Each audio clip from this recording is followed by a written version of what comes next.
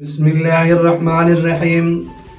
سامعین و ناظرین عزیز وقار، جناب رسول اللہ صلی اللہ علیہ وسلم کا فرمان صحیح مسلم میں حضرت ابو ہریرہ رضی اللہ تعالیٰ عنہ روایت کرتے ہیں کہ جناب رسول اللہ صلی اللہ علیہ وسلم نے فرمایا، الفطرۃ خمس او خمس من الفطرہ، الختان والاستحداد وتقلیم الاسفار ونتف الابط وقص الشارب۔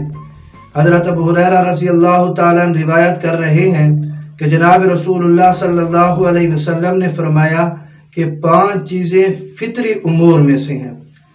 اس میں سے پہلی چیز ختنہ کرنا، دوسری چیز زیر ناف بال صاف کرنا، اور تیسری چیز ناخن تراشنا، چوتھی چیز بغل کے بال اکھیڑنا، اور 5ویں چیز مونچھ تراشنا، کترنا۔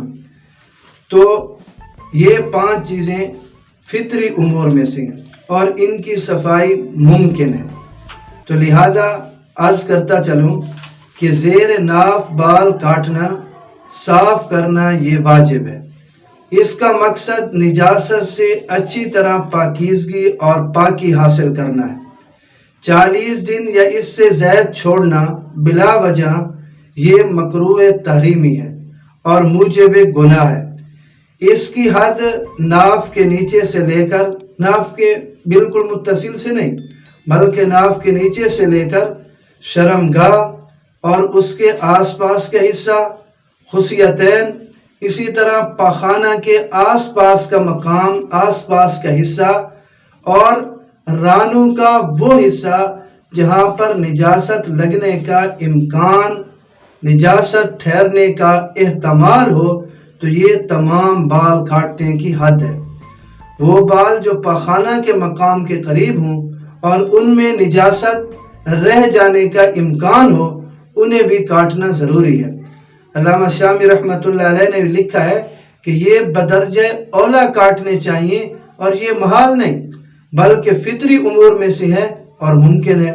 جیسا کہ پہلے جو ہے وہ عرض کر دیا کہ یعنی یہ فطری امور میں سے ہے، ان چیزوں کی صفائی کرنی چاہیے۔ تو ناف کے بالکل متصل نیچے سے نہیں بلکہ جہاں پر نجاست کے لگنے کا، رانوں کی جڑوں کے بال بھی صاف کرنے چاہیے تاکہ ادھر بھی جو ہے وہ نجاست لگنے کے احتمال ہے، ان کی بھی اچھی طرح جو ہے وہ صفائی ہو جائے۔ خصیتین سے بھی بالوں کو صاف کرنا چاہیے اور پچھلی شرمگاہ کا جو حصہ ہے، آس پاس کے جو بال ہیں، انہیں بھی صاف کرنا چاہیے تاکہ اس پر نجاست کا رہ جانے کا کوئی امکان اور احتمال نہ ہو۔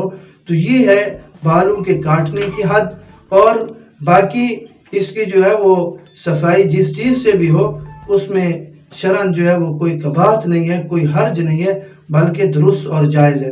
مثلا پاؤڈر کے استعمال، کریم کے استعمال، استرے کے استعمال، ریزر کے استعمال، بلیڈ کے استعمال، مرد اور عورت دونوں کے لیے یہ چیزیں درست ہیں کہ اصل مقصد جو ہے وہ صفائی ہے۔ صفائی جس چیز سے بھی حاصل ہو اس کی اجازت ہے، آسانی کے ساتھ آدمی جس پر عمل کر لے تو وہ اس کے لیے بہتر ہے۔